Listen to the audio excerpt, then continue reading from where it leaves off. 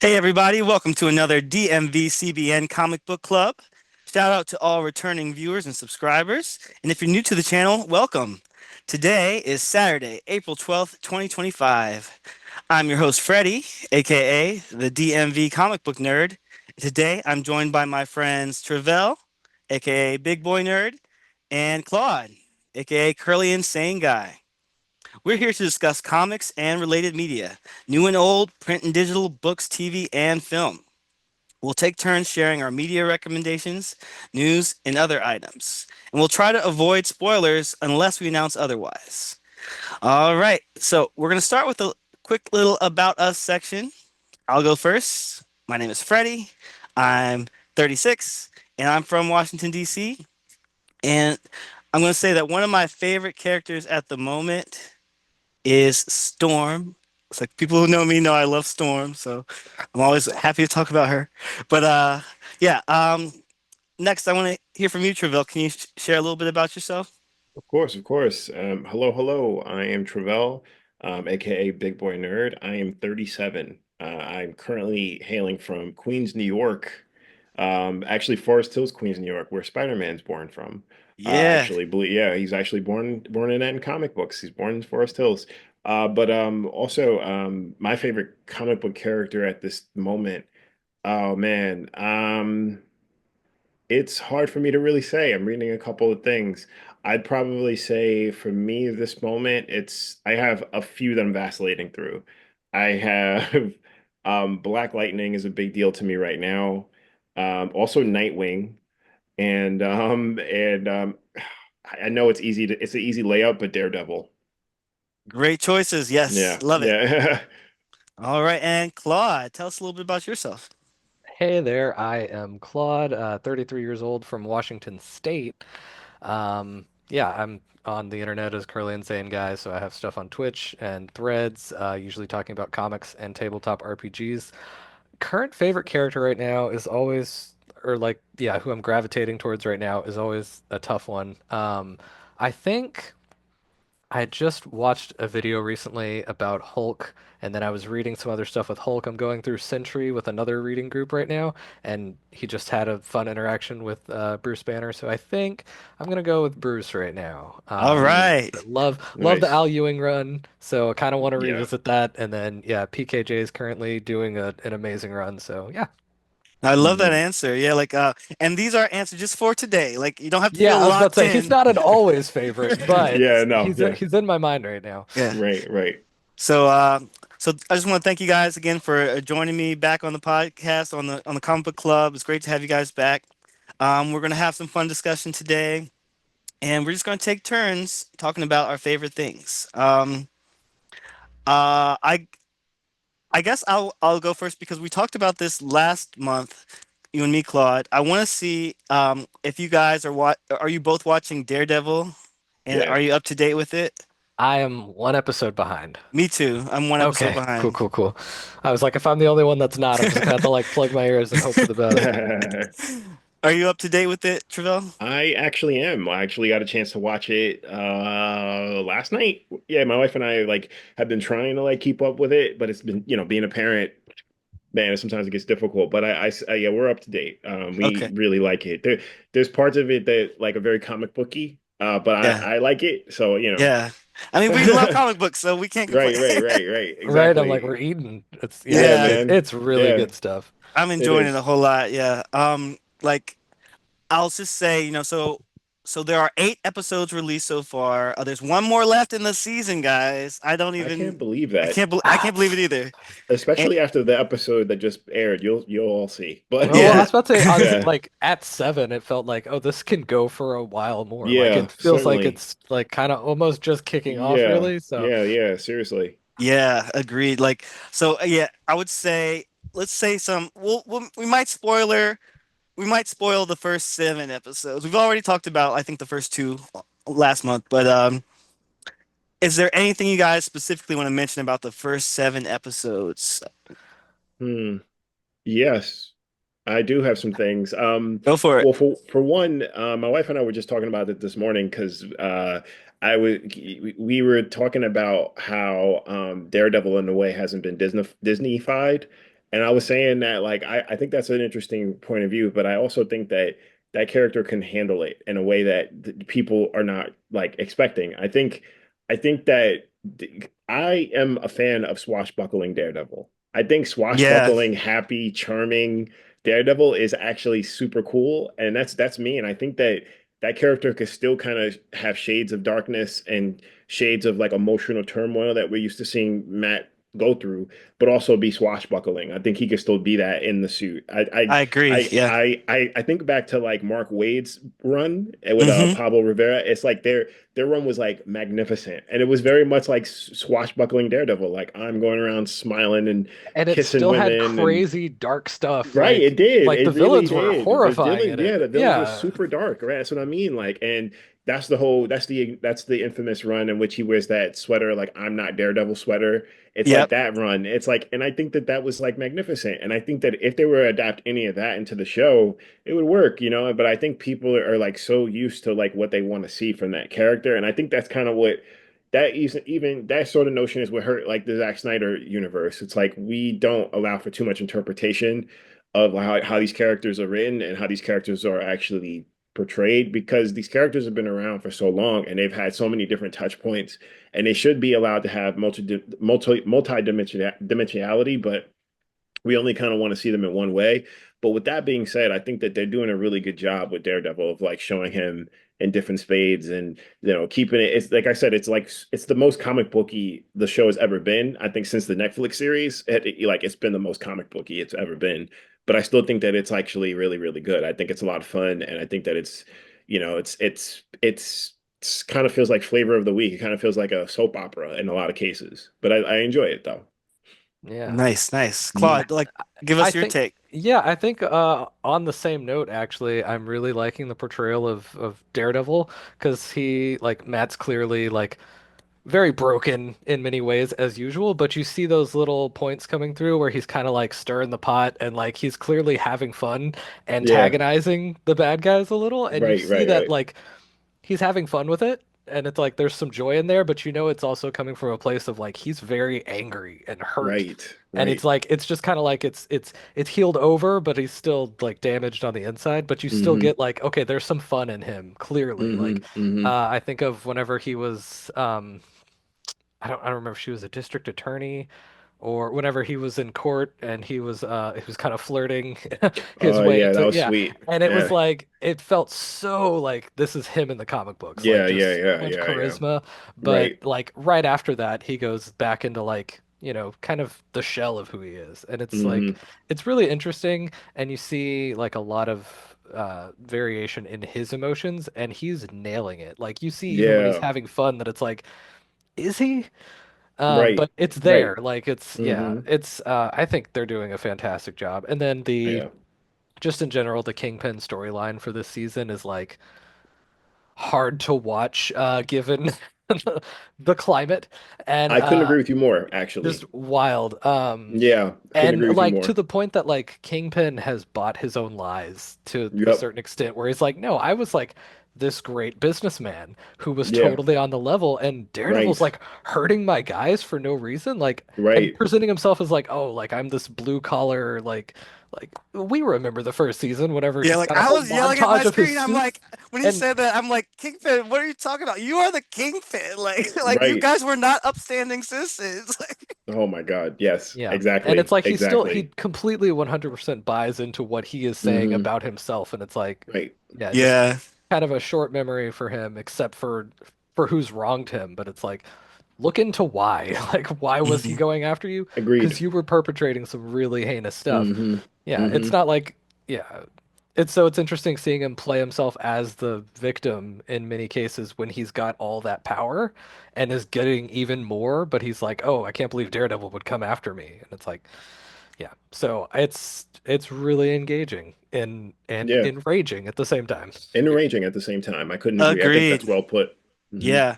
Like I will say, like I agree with you guys. Like I love both sides of Daredevil, the light and the dark. Like specifically, I have to mention when he called back to that line, he said, No Way Home, like, how'd you do that? He's like, I'm just a really good lawyer. Yeah, Like, it's just so funny to me. Like, some people think that line is cringe, but I like that he has like a little catchphrase at this point, and he has a little joke about himself because he doesn't take himself seriously mm, all the time. Um, like sometimes, most of the time, maybe, yeah. But he's definitely got layers, and this show has a lot of different things going on, and it's just interesting. Like I like how it's almost kind of episodic in nature. yeah, yeah. Um, like there are some like ongoing storylines and plots, but it's just interesting so far, and we got the new villain Muse. That was very well done, I thought. Like, it was kind of quick. Like a lot of it kind of happened very quickly, but Yeah. sometimes you gotta do that. Like in comics, we're used to compressed storylines and decompressed storylines, so you get a mix of both. Um, What did uh, you think of that? Can I ask, what do y'all think of Muse?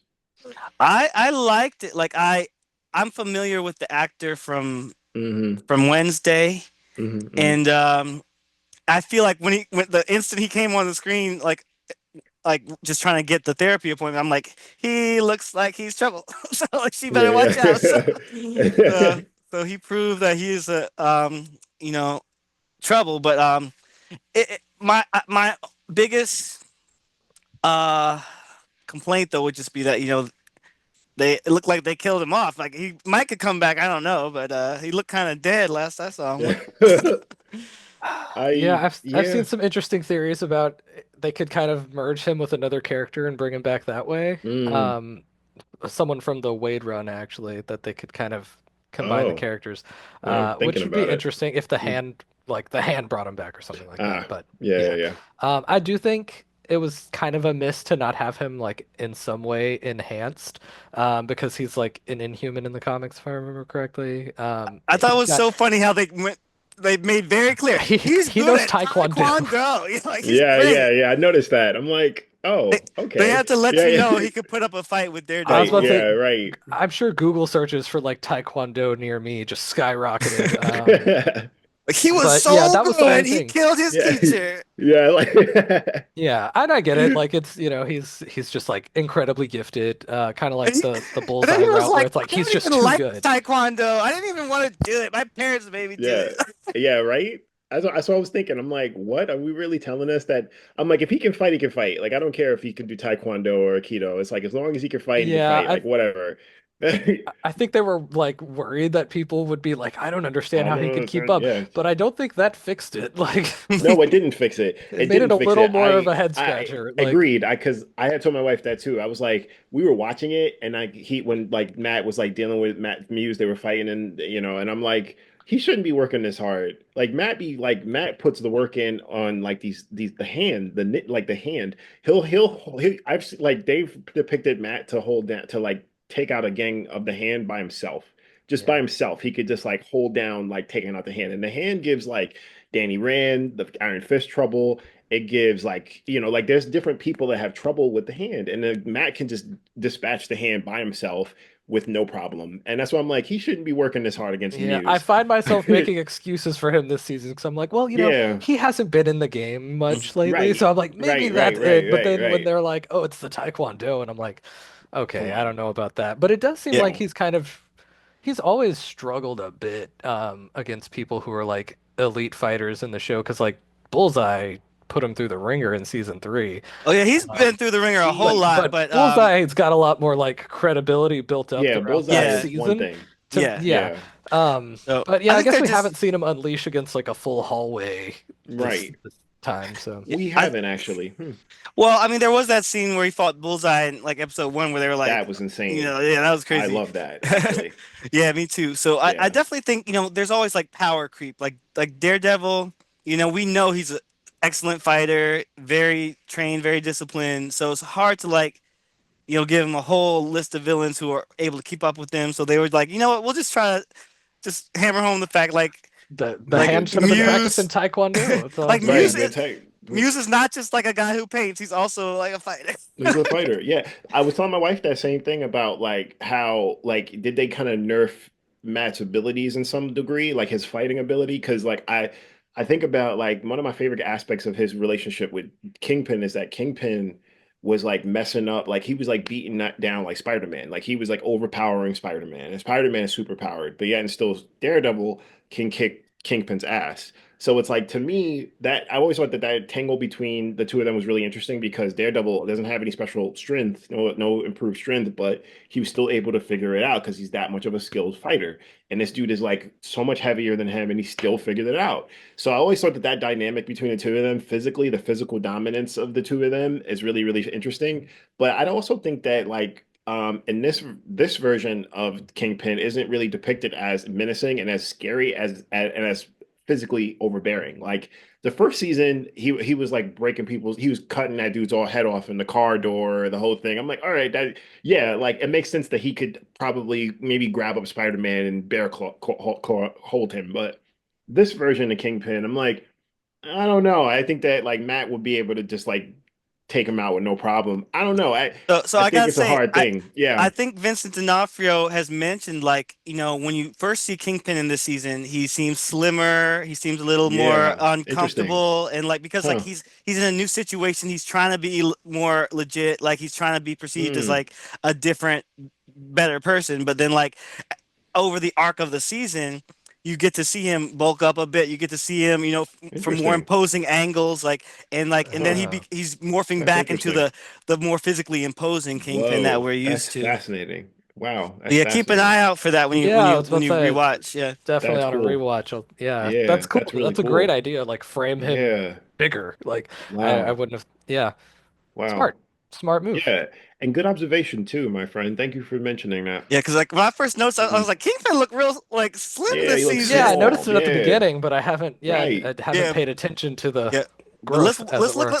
let's rise over on the finale, see how he looks and see what he's up to. Yeah, Like yeah. I See what I he's do up not to. know what to expect because like I'm like if I have to predict anything based off of the first 7 episodes, my guess is that I think it would be a new storyline to see Kingpin and Daredevil have to work together Yeah. for some reason. Because so far we've seen them fight. We've seen them fight at the end of like season 1 and 3, and so it's like, you know, can we get something a little bit different? Like, and then can we save some stuff for the later Daredevil seasons? So, Hmm. That's where I am at. I'm like, is it? I Hmm. feel like the final episode will probably be just setting up season two, since they already Yeah, know they're yeah. gonna have it. That they're like, oh, Yeah. we'll just set it up. So hopefully not in an unsatisfying way. Yeah. I do have a question for you both though. I wanted to know what do you think of the characterization of Bullseye so far? I was thinking he might be a bit too tame. He's a bit nice. He's kind of tame. He's a oh, little well, he's a hold little on. You cool. you might have a head start on us because I do think I heard that he might be in the episode In 8, the and we newest. didn't see that one. Okay, So, okay, okay, okay, okay, okay. I want to Yeah. know. All right, so yeah, because I think I could. Well, I'll tell you this. My wife and I were saying that we think that it's really fascinating that Kingpin has always been chosen to sort of be the main overarching Daredevil character, villain in a lot of the stories, especially on the show. But I was saying that I think there's potential for Bullseye. Bullseye could just be that another reoccurring, oh, this is a pain in the ass character. I think He he just can't needs get rid of. another one of those, like Yeah, I for think yeah. so sure. too. I think so too. I think he needs like a character that's like, oh, here we go. Like again, it's him, and it's this. Then you could build this long story around the two of them. So if something does veer off, and you decide you want to tell a different story, and it doesn't have to just be with him and Kingpin, you have these other characters that are established. But I don't Like, know where that is with the story so far. Yeah. I mean, like honestly, I see uh Bullseye as more of a Daredevil villain Hmm. than Kingpin because like Kingpin Hmm. first made his appearance in Spider-Man stories, Right. and Right. like and yes, he ultimately became like a huge enemy for Daredevil, but Hmm. like I feel like Bullseye, didn't he debut in the Daredevil comics? Yeah, he I want to did. say, yeah. Pretty So He sure. did. yeah, like I'm all for them building him up to be equally as Hmm. a big player in the show as Wilson Fisk. But I, I st want to. I I still like the theory that they would bring in Owlsley's son to have like the owl Oh, Oh. situation, I haven't even thought about set him that. up as Oh, Oh. another villain. I forgot about Owsley that he was in the Me Netflix like too. Me series. too. Whoa. I Whoa. completely forgot about that. Me But too. I wanted to ask you guys about Hmm. we were talking about Bullseye. Oh my gosh, I just forgot. Like there's another. Daredevil character. Well, I guess we'll just talk about the other ones. Let's talk about Heather Glenn because he shot Muse and he deserved it. Hmm. So like, Hmm. did y'all have any like reactions to that? Any? I thought that her saying that Daredevil didn't save her, but she saved herself was fair. I thought that was interesting. I thought there was like an interesting analysis around that, around like her being a psychiatrist, a psychologist, a therapist, and being able to come to that conclusion on her own. I thought that was pretty interesting. I think there's a lot to take apart there because I've also seen some chatter online.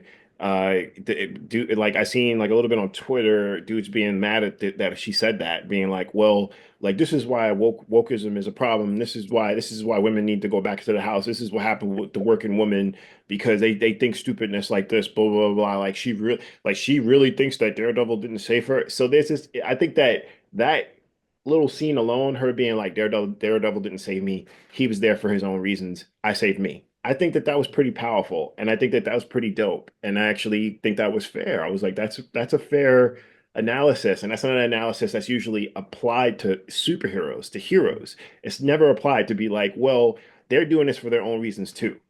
It's not just, oh, we're trying to be the bigger guy and save. No, no, no, no, no. Like Daredevil, like Matt's got his own shitty, like what just for Freddie was saying, like he's in pain too. He's got his own reasons to be out there doing what he's doing. So I think that was an interesting analysis. I agree. Like, let me just say real quick, this is a comic book club where we are all for the empowerment of women and their Word. and seeing their strength displayed in our shows and movies because like uh we're not those guys who like hate to see women in our stuff and then jump down their throats every time they say something like they did this to She-Hulk too. Like she said one thing about how she has more rage than the Hulk and then everybody was like Oh jumping my down her throat. I'm God. like Just I'm would like not let it go. yeah. That's crazy. I got her So on my wall behind us, as a matter of fact. There she is right Oh, very there. all nice. right. Hey Yeah, Jen. Hey Jen yeah. Walters. but um but That's yeah, crazy. Claude, were you gonna add Oh, I to was Mhm. I was just about to say I really like that Yu Yu Hakusho gorillas you Oh, got back cool. You there see too. it. You Yeah, actually saw that. That's that's cool, rad. man. Thank you. Um, Yeah. yeah, kind of the same thing. Like the only thing is because of the format, they had to like rush a lot of the Heather and Matt stuff. So like you don't get to like fully attach to her as much as you kind of Yeah. would if it was a Hmm. longer running. But I think they did a pretty good job of just setting up their kind of domestic situation and how it's going. Like you see there's like tension over things, but also they're backing each other up. yeah. But they also Yeah. don't dig too far into each other's lives that much. And but yeah, it's interesting because they seem comfortable with the fact that like, hey, there are conversations we need to have that we haven't, but we'll get to them, and And I it hasn't blown up into like a big annoying thing that like on some shows would be very like I don't know, almost like abusive back and forth. Yeah, So I agreed. think it's been Well handled put. pretty well. Yeah. Yeah, I like think I, that's well I gotta put. say, I love that conversation they had in episode 7, and I was shocked that they both dropped the L bomb, like already, because Yeah. I feel like again, I feel like this is another abbreviated storyline, like stuff's happening very quickly, but if they also, I'm not quite sure how much time has passed since like episode 1 and 2, but Hmm. even so, I'm happy for them. I'm glad that they have each other in this moment. I'm glad that she survived the encounter with Muse because sometimes in the comics his Dude, women girlfriends don't always That refrigerators, that survive. man. scene Yeah, was tense too. That it Yeah, was I was was. afraid of that too. I thought they were going Yeah. to do the pull the woman in refrigerators thing too. I really did Mm. think they were going to do that. Like Can't front. yeah, I'm still holding my breath like until this show Yeah, is over. yeah. But I hope they don't do it, man. like yeah, I'm really excited to learn more about the new characters. I want to see more of Kristen McDuffie. I'm interested in Detective Cherry. I was actually sorry, I wasn't meaning to cut you off. I Yo, was go just like ahead. Go ahead. actually affirming. But no, I was simply saying I was gonna make that was gonna be my next point is Kristen McDuffie. Like Yeah. I read the Daredevil arc, the what is it? It was Charles Soule arc when he's writing about the Muse arc. Hmm. And Kristen McDuffie's mentioned in it, but Kristen McDuffie is a bigger deal than what she's being portrayed in this Yeah, and she was telling, heavy in the and Mark Wade right, heavy in the runs Mark and Wade runs. Yeah, yeah, and that's why I'm like, I kind of feel a way about that, especially because she's a black woman and it's an yeah, interracial relationship between him and Matt, her and Matt, uh, because they were in love, the whole yeah. thing, so I feel a little way about it, about how they just kind of Like skipped over she's literally her. in her scenes just being like, "Why is everyone like Yeah, not keeping me out of And it right, conversations?" is Like, right. messed up that she's just kind of like, hey, we're partners in this, but you're like Hmm. leaving me in the dark and like yeah, having these meetings that it's like, oh, you're not welcome in here right now. And and it's you're Yeah, like making me do that's all the kind of work. messed up. Yeah. yeah. But Yeah, I've so I've heard some She's people the help. thinking that she'll like Matt would tell her that he's Daredevil before he tells Heather, like Heather, or she she'll figure out on her own. she I needs think to be she's the gonna new have a Foggy. bigger. I think she's gonna have a bigger role in the second season. I hope so. As for Cherry, I like him. I think he's like really well acted. I know he has issues with Matt being Daredevil, so if he wants to step out of it, there is another private investigator that Netflix set up that they could just take her back Thank as you. True, it'd be true. amazing. So Um, Right. can I just say, as a Daredevil comics fan, it's weird to me that Daredevil in the comics has had two best friends who are like detectives with the last name North. Like right now, Oh yeah. we do have Cole North in the Thank show, and you. he's Cole's in on. it.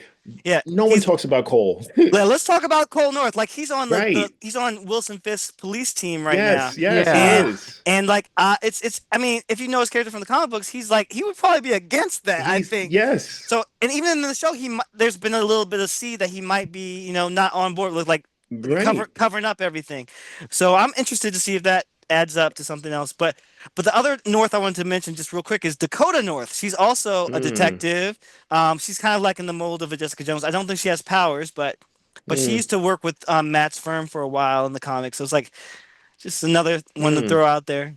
so I Interesting, don't interesting. is Cherry from the comics at all? Because Not that I I don't know know of. him. Yeah, Okay, I I don't don't know of think him he either. is. I okay. don't think He he might is. be brand new. Yeah. I think yeah, but I gotta say, like, I was really surprised to see Cole. Like, Cole is actually one of my favorite characters in the most recent runs of Daredevil. Like, I Chip think he's Zdarsky. fantastic. Yeah, that Zdarsky run was supreme. That was one of Yeah, the best Daredevil runs I've read in a long, long time. That is like top tier. I think that run is like in the top 10 in the last like maybe 10, 15 years of Daredevil. That is an incredible I was gonna say run. Daredevil has like an It's embarrassment of consistently riches good. as far as yeah. Indeed. like he Yeah, just it gets is. like He just banger gets, writer yeah, teams. yeah, The yeah. art on that run too Right. is just Oof. Yep. so good. The Marco art is Tichetto. insane. Yep. Shadow. Yeah, dog. It's like I Yeah. don't think I've ever read a weak Daredevil story. Like Can I say though, the dude. one thing I do not like from the Zdarsky run, I have Hmm. mixed feelings about it, but like it's just bizarre to me how he wrote in Matt Murdock's twin brother, Mike Ah, Murdock. I'm Oh, yeah. I like, love that. What? You thought it was bizarre? I like thought that was I brilliant. just have a Oh, hard time. It feels a little too like mired in continuity stuff, Yeah, like how he got brought interesting. in and stuff. It yeah, feels like really That's outside of interesting. Daredevil's there is some stuff purview. I like about it. I'm not gonna lie. Like I do like his like relationship with like Butch Ferris and all that stuff, and him being the Kingpin's son. Like there's some interesting drama there. But I'm just like, where did he come from? Why is everybody acting like he's real when he hasn't been here for like decades? I And thought that was an interesting twist that he's just actually real. He's actually his twin brother. Like I thought that was an like they interesting take. they talk about some kind of like wishing Hmm. stone that like wished him into reality, and then like Yeah, yeah. and so like I wonder like will the show ever go that route of having Charlie Cox play his twin Ma brother? what's his That'll name? Or be That's I'm getting fun. it will down. they avoid it? It's Mike Mike. Murdock. Yeah, Yeah, Mike Mike Murdock. Murdock. Yeah. I think it'll be fun. I think it'd be really fun. I mean, like I mean, even if it could be they fun, but you just know a lot of people are gonna like just trash and I be like, "Oh, this is mean, so corny now, so cringe." it Blah blah blah. depends on how it's. Hey, we that's another word we got to talk about is cringe, man. We got to talk about that word. That's We could have a important. But whole yeah, we yeah, have a cool I was supposed to conversation say, I around always think of that. the I'm cringe, but I'm free. You know what right. I'm Yeah, Like saying? exactly. It is I free, might be cringe, but I'm enjoying Yeah, it. but yeah, you're I'm a free, millennial right? who embraces my cringeness, Nah, dude. and I don't Nah. feel bad about it.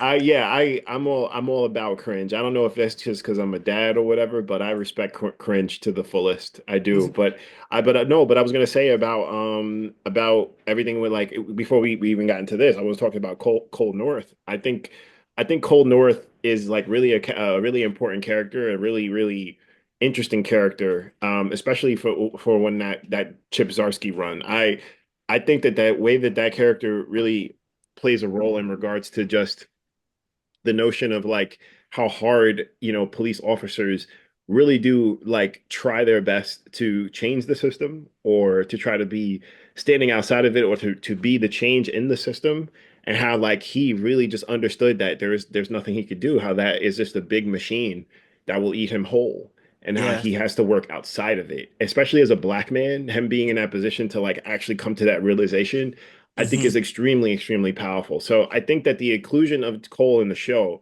will hopefully lead to like an embarrassment of riches, as Claude was just saying. I think that it opens up a whole new field of conversation and a whole new space around like, the notion of what cops mean in our society right now. I think that because like they're starting to play with it now in the Daredevil show. It's like Yeah. he's like, they between what's going on with Kingpin and the commissioner, the police commissioner, to what was going on with Daredevil and the police. He's like always tightening up police. Like Daredevil stays tightening up police in the show, and I think it's great. But and the same thing with like the Punisher. What's going on with the Punisher and them using his Yeah. logo and all this other Yeah. stuff. So there's already a statement with cops. So I think that all with the Cole's Norse edition is only going to further enrich that, and I'm really looking forward to seeing what they do with Cole, because I think he's a Yeah, do you great think he'll character. get like a big arc in season two? Do you think he'll be more of a supporting character? Like, I hope I so. I hope so. I think he has potential to be. I think that they're kind of highlighting him in small ways to show that he's there. But I think I was surprised to see him. I was like this because they are adapting characters from comics faster and faster these days. it's I was Yeah. like, true. and they're Yeah. faster and faster. I'm like, I was like, yo, I did not expect to see this character. Like, holy shit! Like, it's cool. Like, if I can also just like say one more thing about Daredevil.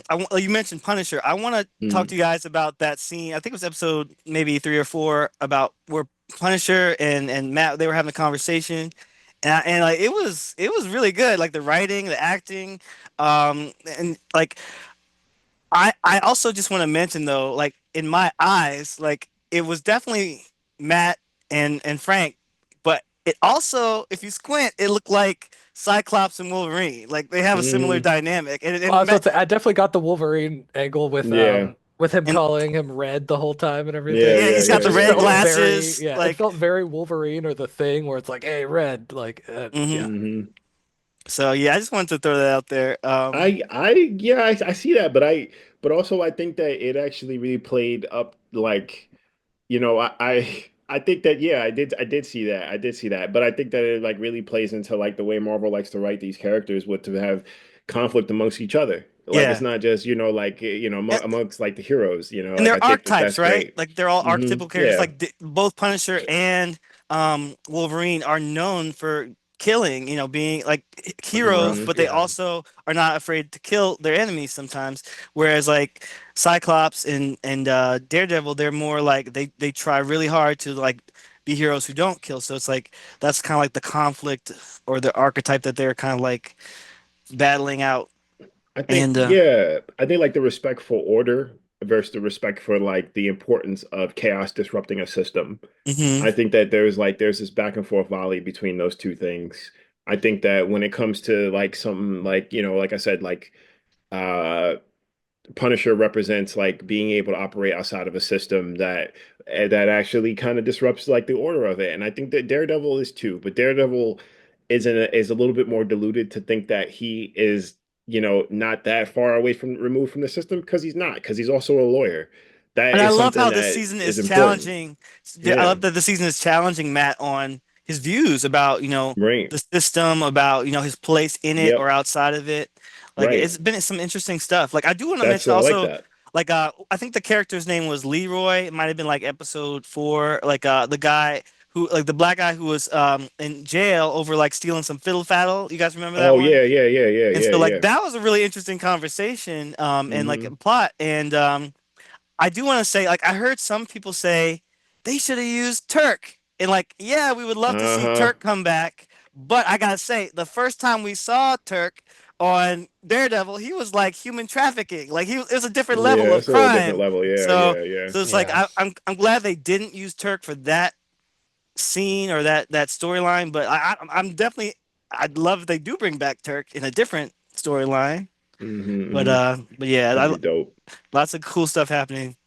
Any Yeah, final thoughts man. about Daredevil, guys, before we move on to other Um, topics?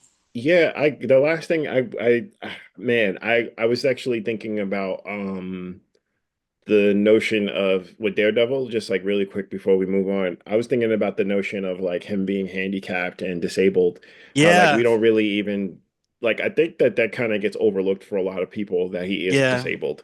Hmm. I think that like he's seen he in so many ways operates like better than people with sight, and I think that that sort of gets there's times in which like and a lot of media like that like his ability not to see his like inability to see gets kind of glossed over, and I think that that's a disservice to the character, and I think it's a disservice to the disabled community actually, because the character himself was a statement on trying to not like it is supposed to like trying to show a way to humanize or like put disabled people in a more of a endearing light or more of a light that like kind of cast him as like In more a lead than role, in a yeah, like lead role, a as a disabled hero. person, yeah, as a hero. But conversely, it actually works in the opposite way because it's like, Yeah, oh, but also sometimes. like, you're otherworldly, you're not human, Yeah. and I think that that's the magic about Daredevil not having like physical powers Mhm. is that he represents that like, all right, he's still human, like, but he has his other senses have been heightened. But I think that like that needs to be there's needs to be more service to that. I think about how blind he is, like where his limitations are. Because I like now, like we're at a point now, like it almost looks like he's superhuman at Mhm. times, as opposed to it being like, all right, well, if he picks up like some cash, would he be able to tell if it's $100 bill or not? And they did that in the first season. It was like, oh, he folds it this way, folds it that way, folds it this way. He knows what, so it keeps the viewer like in check with understand, oh, he's blind. Like he's actually blind. Like it's not just that he has powers and no, no, no. He's actually living the world in a different way. Yeah. And Yeah. I think that we forget that and a lot, especially the new season kind of forgot that Mm. he's blind. Any thoughts on that, Claude? Yeah, kind of agree on the same point of that. I was reading the first few, I forget how many of the Charles Soule Charles run. Soule. Yeah, I was gonna say the Yeah, Charles same Soule, yeah. thing. and the really fun casino issue where he's like Yeah. gambling with them, but Yeah, he doesn't yeah. know what's on his cards. Yeah, he can't Uh, Right. see his is cards, amazing. or like when he's trying to Right. disable a bomb and he can't see the screen. See Right. Yeah, how they many Right, actually right, times right, he. highlight right. it a few times where it's like, oh, this would be a Exactly. problem, but he can't like talk Right. about it. But Um, Right. yeah, But it's I just want to thank you, Travelle, for bringing up that whole point because like it's such an important conversation about ability and disability and how it's portrayed in media and comics specifically because like you said, a lot of Marvel characters, disability has been ingrained in their story, whether it's Matt Hmm. Murdock or Charles Xavier or even Thor is a big one because like the MCU kind of avoided that entirely, like his whole Yeah. secret identity Hmm. and he had he had a limp, he couldn't walk. Right. Very Precisely. well when he's not Good point. Thor. Like it was a Good walking point. stick that turned into a Hmm. hammer. But Yep. anyway, Good so point. yeah, so the MCU, there's the question like how much is the MCU leaning into that or are they leaning against that? And it's like, I will say I do recall like when Daredevil was in the bank this season, like he was Hmm. using his different senses to his ability to his Yeah. advantage. Like he was like, I can hear the locks and like I can Right. feel things and like so they're trying to turn his disability into ability, which I guess is fair. Like I'm not disabled in that way, so I can't really speak to it as well as someone who is disabled in that way probably could.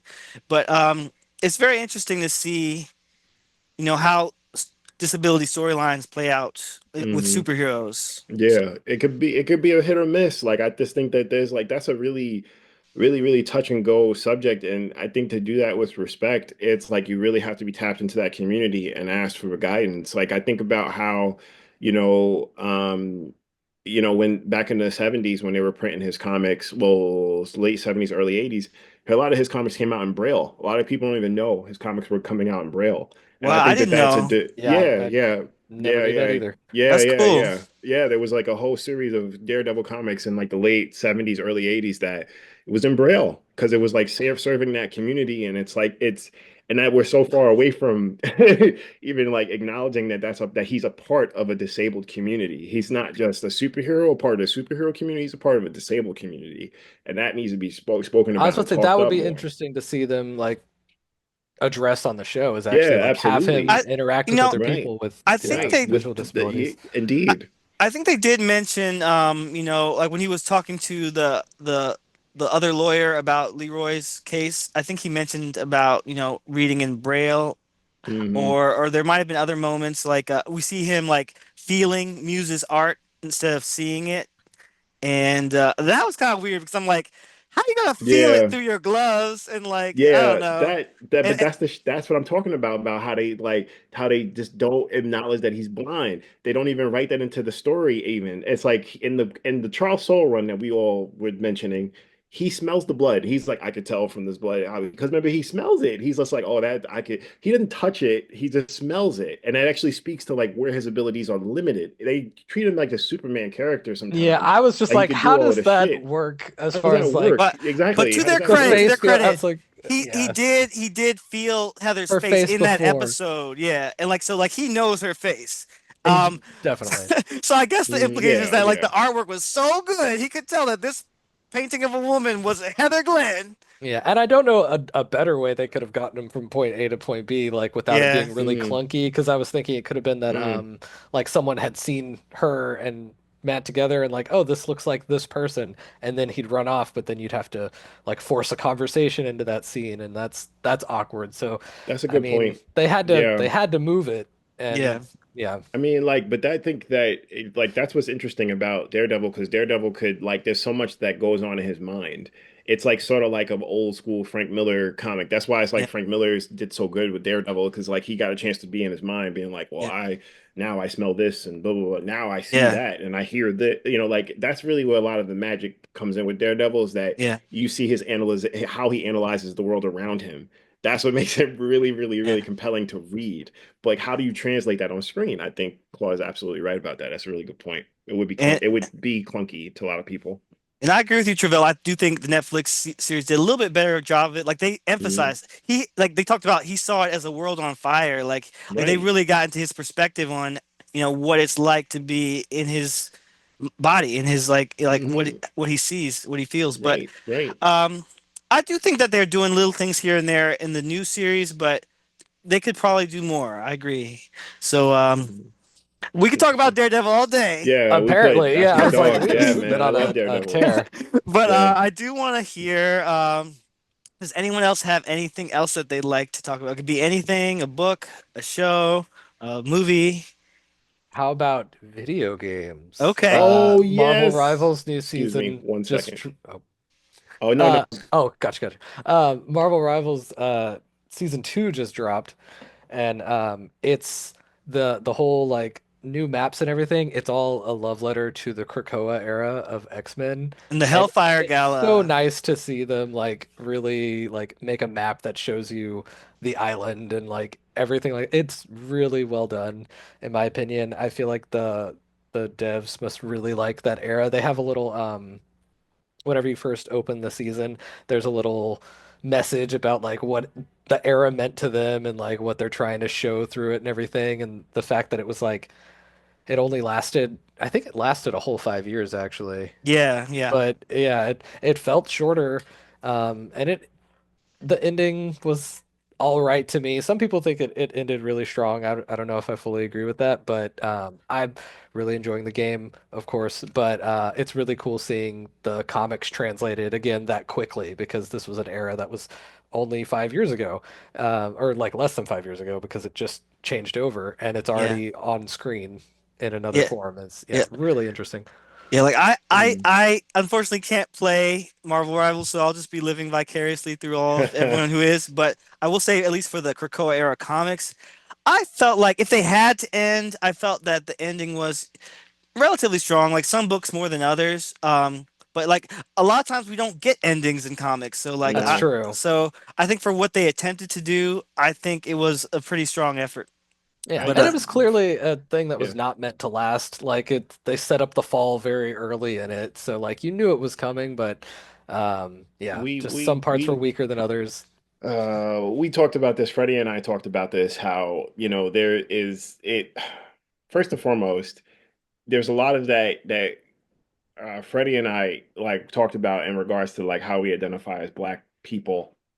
That really, really is hard for us to stomach because a lot of it is translated in a way that it kind of shows that like Black Americans or Black people and that aren't allowed happiness for long or a consistent long base of like happiness or just or people that are marginalized, like they're not allowed to have, a long lasting like sense of safety, of home, of community. Like it has to be disrupted, and the X-Men has always been emblematic of that. It's like these characters like who are ostracized, who are outsiders, who do try their best to build community based on like their lived in experiences that only they experience. Like they like have this community that they build, but somehow, some way, like these writers, namely mostly white writers, decide that it's a good idea to just completely disrupt that and break it Yeah. apart. And the symbolism of that to Black people or to It people was of color, hard. it means something different. Yeah, Yeah. and can I just say, like, the rise and fall of Krakoa has very much Indeed. coincided with the rise and fall of America, or like just like, America. or just like the whole Yep. like Black Lives Matter movement, like, Yep. and Yep. like, and now the attacks on DI. It's been very, Yep. it was very Hmm. like I don't even know what to say, but it was hard to Yeah, witness, but it was special that it existed, I guess. yeah, I mean that's a perspective I like didn't really think of to that level of yeah, because they're trying to identify with a group of people, but then the comics way of setting it back to status quo means that they're like setting the people back whenever they do that. Hmm. And Yep. yeah, I didn't really think of how And that it would affect people who like feel that connected to the story of the X-Men. Hmm. So, can I just thank you for add, that like perspective. Yeah. so many times the X-Men, like during the Krakoa era, were villainized for trying to have their own space, for trying to have their Right. own country. And it's like and they were actively trying to be heroes. They were trying to help people. They were trying to, like, they had a new X-Men team. They were giving out free medications. They were even bringing people back to life. And Right. no matter what they did, there was always Hmm. some enemy Yeah. force, whether from within or without, to try and undermine every single thing they Every did. single day that And then we right. see this in real life, and it's just like, dang, can I get a break? Yeah, it's But exhausting. It's exhausting because like that's one of the few places that, especially fiction, right? Because fiction is one of those spaces that you get an opportunity to use your imagination to build or consider an alternate reality, alternate timeline, a timeline that you can actually possibly build in the future, like something that put you in a position to be like, well, if it were this way, what would it look like? And then from there, you start like you're able to like build on a concept that builds into an idea that builds into like an actual reality, right? So when you destroy when you destroy these like sort of like almost in a lot of cases lofty ideas around like what it could be for you to be represent it in this way, it like hurts you in a deep level, like a psychological level, a spiritual level, emotional level. It's like really difficult to parse through, especially with these heroes, these characters that are portrayed as heroes, like can withstand so much, and they still can't withstand or keep up these places and spaces that are supposed to be safe to them. They still can't do it. So how do you think about that for your own lived in experiences living in real life? Like how do you think that you can if your imaginary characters, these fictional characters don't get the space to like be happy, where do you think that it's possible for you to even be happy? It's like a really difficult, at least that's how I read the Kokora era being ended. yeah, and we didn't mean to co-op your Sorry. No, no, I love this. No, I was Marvel supposed to say rival I love stuff, this but because most of the perspectives that I see about the Krakoa era, and it's probably because I don't diversify like who I'm listening to the most, but it's mostly been white people I hear talk about the Krakoa era. well, So if I like can add one more thing learning about more is it, great for me. I'm gonna say one more thing about it. It's that this, like everything Travelle and I have been saying, is that like this is why I think Jonathan Hickman is a little overrated, because like yes, Hmm. he deserves credit for, like, starting the whole Krakoa um, you know, arc, um but he's been very clear, he kind of planned to tear it down earlier. And like he had a Mm. vision about its ending sooner. It only went on longer because the fans were so invested. Like they people like and then writers and artists got invested, and they wanted to build on it more. And so it prolonged the life of Krakoa. And then Jonathan Hickman has this bad habit of like not finishing things. Like Yeah. he did at least, you know, write the Inferno arc and like kind of like, like pass the baton, but like he was not really that present, at the end of Krakoa, and now he's not that present in what's going on in the Ultimate Universe. In my perspective, like he's doing Ultimate Spider-Man, but like Yeah. he's passed the baton on all the other books, and Hmm. so it's like, and that's fair. Maybe we need creatives who are like going to like just come in the Start. room with big Set it up and ideas let it spin off and let as they. people, have spin-offs, but like, but I just feel like, sometimes he gets all the credit, and there Yeah, are he lots of does. other I think people that who is true. deserve Yeah. credit. Hmm. Well, Travelle, it's your turn. Do you want to mention any media or anything else you're enjoying these days? Yeah, yeah. I'm reading a lot of different things. You mentioned Amazing Spider-Man. Amazing Spider-Man. Sorry, Ultimate Spider-Man. Ultimate Right. Spider-Man is one of my top books right now that I'm actually really, really enjoying. And there's a lot of reasons for why I enjoy it. But like it's definitely up there. Another one for me, actually, that I didn't expect to find myself loving so much is there's a Black Canary book right now that's being written by Tom King that I am in love with. I cannot tell you how dope I think it is. It's a mini series. I think it's only like 7 or 8 issues. But man, I've never read anything quite like it. One of my favorite things about Tom King as a writer because I know Tom King gets a lot of flack. A lot of people don't like some of the stuff he does. One of my favorite things about Tom King is when he writes women characters, generally speaking, he takes like a third person view of a woman character. He doesn't like we were just talking about someone like a Frank Miller-esque that's in the character's mind. That's like, all right, this is what the character's thinking, blah blah.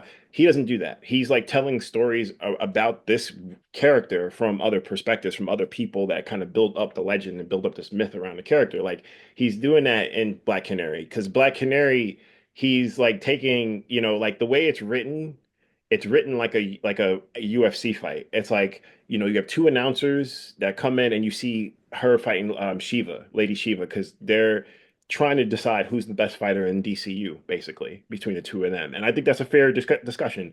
Batman's not involved. I think that it should be that Canary is one of the best or the best fighter in the DCU, maybe. Or, Yeah. Oh, who my knows? first thought I was like, Maybe. but where's Cassandra Cain in the mix of this? Yeah, But I mean, I love Cassie. Cassandra Cain, yeah, me too. I do too. I do too. But I think that it might be fair to say because Cassandra Cain is like also like in the Bat family. That's a different thing, like. But like, is it like she's taught by the Bat? It's a different thing as opposed to like, all right, who has the hand skills? Who is that their bread and butter? Like Canary is her bread and butter. That and a Scream. That's like the main thing. So I'm like, I can see the argument here about her being possibly the best fighter. But the way the whole story is written, is like written as if it's two announcers talking about this fight, and between the lines, they're talking about, and first and foremost, they're talking about the fight, but then it gets paralleled with what's going on with her and her personal life, with how she starts training for the fight and her relationship with her mother, the original Black Canary. So there's this parallel of them talking about the fight, but also it meaning something about her personal life and what's going on with Ali, and it's brilliant. I just think it's brilliant. But the real interesting element of it, I think, from the writer's perspective, is this writer, Tom King, that knows how to be able to say, all right, I'm going to tell this story from a different perspective, not the first person view perspective, but a third person view, and talk about it or talk about these characters around them. Like these other people around them are building up what their characterization is. And I think that's a brilliant stroke That of yeah, I like, was about to say that's especially really women. cool. Yeah, Yeah, I think because it's especially like, women. yeah, because it's like I don't want to speak for her. I'm Hmm. gonna like Right. show you how other people are Exactly. interpreting Or her interpreting her. because Right. that's what he's doing too. That's yeah, Precisely, that's next precisely. level stuff. Yeah, I think it's brilliant, and I think he's doing it in a masterclass with the new Wonder Woman. There's a Wonder Woman out, that not the one with Kelly Thompson. That's the absolute Wonder Woman. Hmm. That's excellent too. It's But awesome. Yeah. he's doing it with the Wonder Woman that with the Like the, the Authority, the the mainstream Wonder Woman book. the mainstream Wonder Woman book. That's what he's doing. He's doing it the best with that because I think so. Everything Okay. is being talked I've around read a her. little bit of it just Mhm. because it crossed over into Mhm. other things, and We Okay. the dialogue was a little weird to me for Wonder Woman, but I we think talked a little bit about it on our I need to Mhm. go Absolute back to the Power beginning. conversation, and everyone, Mhm. if you haven't listened to our Absolute Power conversation, check out our YouTube page, DMVCBN. It's a few months back. We had a great conversation Nice. about that. But yeah, go on. We're talking about Wonder Woman or Tom Yeah, King. I was mostly talking about just like that, using that as like a narrative device around being able to like talk. Like, and I think that that shows his like understanding of like these characters and the universe, the world that they play in, the sandbox they're in, to be able to say, all right, I am not going to take the role of this character. What I'm going to do is have everyone else talk about what this character is and why this character is important, and that builds up myth, it builds up legend, and it leads all it up into interpretation, and you get a chance to use other characters to interpret the main character instead of being like, I'm gonna tell a main character story, and this is what I think the main character would do. And I think that that's brilliant that he's able to do that, and he does it really well. And I think that the Black Canary book, he's doing it really, really well too. But he's doing it through like a specific format, which is like UFC fighting, like actual like arena fighting. So these two like announcers are talking about her and talking about the fight, but they're also talking about other things that aren't actually happening, which is sort of like this parallel, device. So I think it's like really, really smart. But that's like one of my favorite books right now is that Black Canary book. Very cool. Like I have Hmm. not been following that, but like I might have to check it out based off your Yeah, it's dope. recommendation. Yeah, it's really cool. Yeah, that's where I am too. I'm like I was waiting for it, but yeah, I'll see what they have on the app right now and check it Yeah, out. yeah, it's Sounds dope. dope. Uh, um, let's see. I think it might be my turn to throw out another thing. Mhm. There's so many things I don't even know what to choose. I do want to mention. I mentioned this on social media a while back. It's just that um, I read Superman Smashes the Klan. And Oh, this book is not even available on DC Universe at the moment. I couldn't hmm. find it on there. Wonder I don't, why. right? Like Yeah, I was about to say, and it used to be because that's where I read it initially, like 2 years ago, 2 or 3 years ago, and then That's I went to horrible. check it out again, and yeah, it's just not in there thank you anymore. for That's mentioning that horrible. because I was It wondering it like was did it on the used to app be at on one there? point. I Yep, thought it it was, was. but I Wow. wasn't sure. So like now I'm like I can see it's not there now and like they just Wow. quietly removed it. Um Wow. it's written by an Asian American writer, Jean Luen Yang. Oh, Gene Luen Yang. Yeah, and it's so Yeah. good. Like it's all ages friendly, but it's Yeah. dealing with, real history. Like it's yes, it's a fictional story, but Hmm. like and not only is it dealing with, Nazis and well, actually the KKK specifically, but like at the end of each issue, Gene Luen Yang gives a history lesson about what happened in America. Superman existed at that time. So what was Superman, doing at these times? Like it's just interesting. Because like it's based off of a historical Superman radio show, like the Yes. like the earliest Superman radio show. He was fighting the Hmm. KKK. So Right. He like was. so he has a history of like being specifically anti KKK, anti Nazi, like anti, these white supremacist organizations that are, to this day are Yep. plaguing us. And so it's interesting to see that there are times where DC will be outspoken, and there are times where there will not be as outspoken. Um, I mean, I do want to mention that recently I went through and watched all the old 1941, 1942 Superman cartoons. Oh, There was the the Fletcher you ones. got a Fleischer Fleischer. Yeah. Studios, and then The you got truth. but then you got Famous Studios, right? That gets Mm. overlooked because like there's a marked difference between the Fleischer Studio ones and the Famous Studio ones because Mm. although they look the same, the Famous Studio ones are the ones that have more problematic content. Like you have Superman fighting the Japanese, and they're really racialized caricatures. You have Superman going to Africa, and the Nazis are like controlling the Africans there, and the Africans are very cartoonishly depicted. It's a mess. Like it's this is stuff that we don't talk about anymore. No, no, no.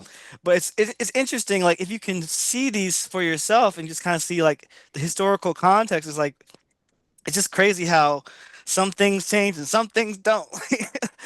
Well, So I do have a question about Superman right now, based on what you said about Superman uh, in the Klan story.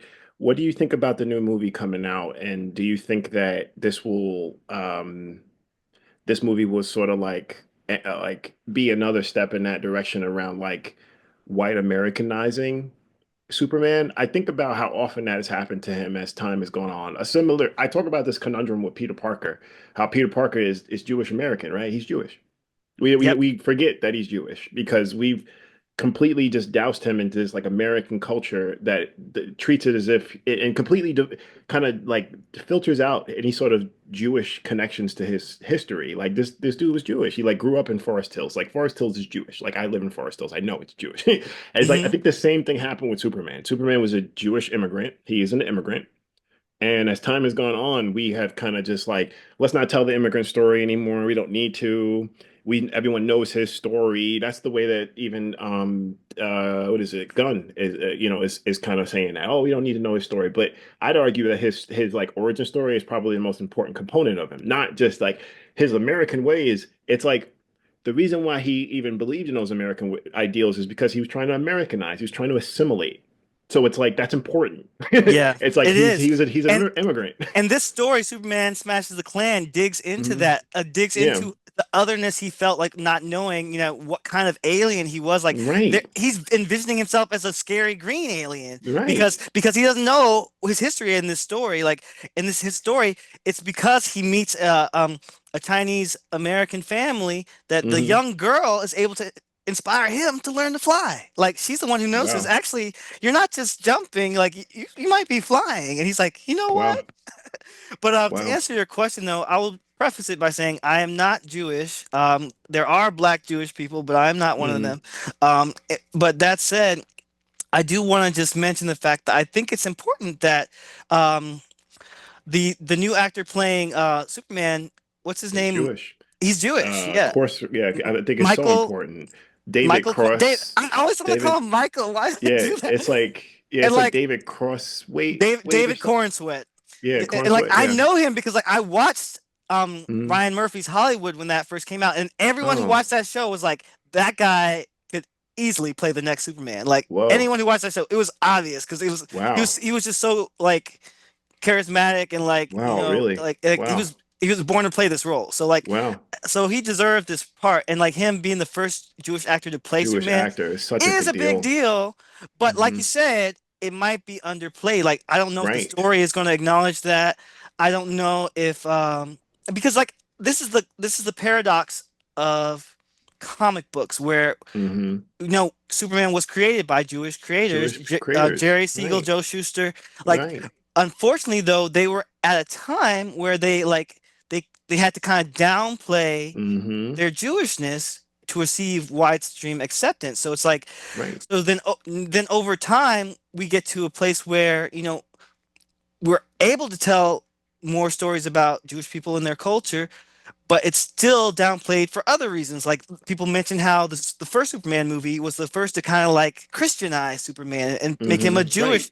A That's Jewish, right. not Jewish, a They Jesus go Jesus type. allegory. Yeah, definitely. So like, and but Jesus was Jewish, but he's That's also a right. figure of Christianity. So it's like a whole That's complicated right. conversation Yeah, about that's right. religion and culture that Hmm. I don't want to get in the nitty gritty right now. But I will just say um I'm repping my Superman shirt. I love Superman. Me too. I love representation. I do think it's important to see for everyone to see themselves represented in media. And yeah, I'm hopeful for this new Superman movie. They just released a new like teaser where they show Superman in this movie is he can bleed. Like it's not like Zack Snyder Yeah, yeah, where you have yeah. to ask the question, do you bleed? Like Yeah, yeah. they're letting you know up front. He can get tightened up. Yeah. Yeah, like he's got some mortality to him. So I think that's important. People are already like mad about that. There's always Yeah, something of that course. somebody's going to be Yeah, mad people are mad about. about that. Yeah, So exactly. but at the end of the day, you know, Superman does represent hope to most people, and like in these times, we need hope. Like I want to be hopeful that it'll be a movie that brings people together and brings him to a new generation. I mean, I have my personal like frustrations because like uh, I I feel like Superman gets pushed way harder than like Blue Beetle or like other people, like other characters. But at the very least, they're using this movie to introduce. Like they're gonna have Mr. Terrific. They're gonna have Hawk Girl. Like they're gonna have Guy Gardner. So like maybe it'll just be you know a fun new Superman movie. Like I don't know exactly what to expect, but I will be there to watch Hmm. it. Yeah. Claude, what do you think? I think I would bet that they don't really go too hard in on like his origin Mm, or touch on those things because they're going definitely for this one for broad appeal because the studio hmm. needs a hit Yeah, to make it yeah, keep going. And I think they'll just kind of water it down and make him, just lock in on the everyman aspect without getting too like personal into who he was in the origins. mm, That would mm, be my guess. I'm really looking forward to it too, though. hmm. Because Gunn can handle those like quiet moments where you just get a little bit of Yeah, characterization that goes a long way. Like he right, doesn't right. he doesn't spend a lot of time on it, but he goes deep with it. Hmm. So I'm looking forward to that. I do think it's cool that it's like a very lived-in universe with lots of characters. Me And I'm too. hoping Yeah, that a lot of those characters hit enough to where they get, their own thing or they, have people have faith in the world that's being built so that it can have some legs. Because yeah, it me would too. be disappointing Mm, for it to like just be a flash in the pan and then they either move right. on from Gun or yeah, speed through the Yeah, universe and because a lot of it is like WB's own yeah. struggles and everything. So I'm like, you wanted to do well for that reason for sure. I think, yeah, I happen to agree with you, man. I think that they're gonna like kind of gloss over it and not really give him that space. But I also think that like WB really, really, really like doesn't zero in on like where it could shine. Like my wife used to work for WB, and I remember she worked for DC Comic, like the part of the DC Comics spot of it, like she did for a little while. And I remember when she told me this story about how like she had to like tell another, like it was her and another woman were having an argument at work, sort of like about like if women read comic books, like, it's one woman that didn't read much comic books, but this time when my wife started working there, she was ready. My wife already reads like mad comic books. We own so many comic books. So she had said like, women mostly read comic books. Like women read like are most of the fan base that read comic books because we think about comic books in this one realm around just it being just, superhero comic books when there's like indie titles, there's romance titles, there's all these different things, horror titles, there's all these different things that are comic books, So I think that where DC is lacking is that they are still like stuck on this, like as Claude said, this everyman aspect, and they keep making movies and they keep like choosing characters that kind of like represent that instead of just kind of expanding and being like, let's tell a story about Hawkgirl. Let's let that Batgirl movie like fly. Let's That do that, part, like like there's these things because these people, there's a need for this fan base right now that we want this. Like people want that sort of representation of those characters, like and someone like Gunn or someone like I think it was Adi Ashenko. I think who was it that did the Batgirl movie? I think it it was was the him. guys Bilal and the guys who did Ms. Marvel. Ms. Marvel, yeah. I can't remember They, the other guy's name. yeah, they're dope. They were dope. I mean, so I'm saying like it's like we have like a need for that, but I think that now we're in an upswing of like people wanting to see more white, like more of a influx of like more like white man representation because they think that any sort of injection of any sort of diversity has been an issue. And I think that that's kind of where like DC's been kind of held up. I think that kind of stems to the point around like why they won't tell Superman's origin story. It's like because he's not he can't just be explicitly like filed in as like a white man, as a white everyman. And it's a shame. It's like because there's a lot of story to be told and there's a lot of space to actually make more money, bring in more people to be interested in these stories. So I'm hopeful for for the movie. But I do think that they're still alienating people that it could be bringing on board by certain decisions they make. It just sucks because I just think that there's a lot of stuff that like they could be doing more of, and they just haven't been stepping up to it. And I think that Superman is an easy portal into that. He has like all of these different spaces that he steps and I think Gunn is like kind of banking on that with like the arrival of Hawkgirl and Mr. Terrific. He's kind of banking on like, all right, well, people are gonna be like, who are these characters? Oh. I think he kind of wants that because he does see that there's a fan base in that. Black Panther has shown that, Like you I know. think James Gunn has shown that he has a Yeah, he personal cares. preference for Hmm. more offbeat, off the wall Yeah, characters. true. Like I was very nervous about him making a Superman movie After Mm. like, didn't he do the one about the boy who was like Superman but had like Brightburn. Oh, Yeah, right. He Brightburn? did do that Brightburn. was him. And Yeah. That like, was him. so he's done a Oh, lot. He's done a lot of things. I would never have pegged him as like the one to do like Superman, but I do think he's putting his best foot forward. I do think that he's embracing the comics and the fan love for Superman. Uh, to your point about the origin, I don't think he's. I mean, without seeing it, I don't know if he's trying to downplay the origin because of its Jewish metaphors. I think he's just trying to downplay the origin because of its ubiquity. Like we've seen his of planet course. blow up so For many sure, for times. sure. The same with Batman. We've seen his parents get shot so many times. Like we kind of just want to get to the rest of the story sometimes, but maybe they might, still bring it in different ways. Like it's hard to say. Like I do think that they are conscious of representation. Like Perry White will be black. We'll see the whole Daily Planet. I don't know. Like maybe Jimmy Olsen might be Jewish. I don't know. I mean, it probably is because the gentleman that's playing him, I think, is Jewish as well in real life. I forget the I don't young remember his homie's name. name, but he's like in the Righteous Gemstones, that show. He's like in that show, and he's like, I think he is Jewish in real life. But I just think like I think that that's like the point is like to representation doesn't tell a story. It's just like it's like, all right, well, yeah, you're here, we know you exist, but it's like so. I think you do what you can. I mean, I think that right now it's important to reestablish him for a newer generation. It's been, believe it or not, it's been 10 years since the Snyder movies. I don't even understand how that's happened. Now it's been 10 years already, but it's Ooh, time is like, crazy. yeah, time is crazy, bro. Like 10 years since those movies already. Like, so that I Well, think it is a good idea. but it hasn't been 10 years since Henry Cavill appeared because y'all remember when he showed No, up at the yeah. remember he showed up at the end of Black Adam and everybody was like, "Oh, he's back. They're gonna do a thing." And then like the next day they're like, "No, he's not." JK. Oops. Just kidding. Um That was such a Ah, stupid thing. It was exactly, I'm like, it's like it yeah. was so dumb. It was just so dumb. Just a sloppy thing. It was just sloppy. All that was sloppy. It's a Yeah. shame. The Jimmy Olsen actor, his name is Skylar Gisondo. Skylar, yeah. Uh I think his last name is Italian. I don't know too much about him, but I think he might be a great Jimmy Olsen. I'm eager Yeah. to see it. Um, yeah. a- Any other thoughts or things you guys want to throw out there today? I know we're kind of getting close to yeah, I was about to say, time.